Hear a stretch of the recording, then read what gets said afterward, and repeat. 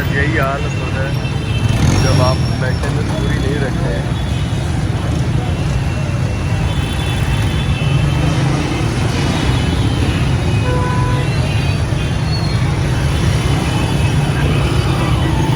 अब ये मेट्रो है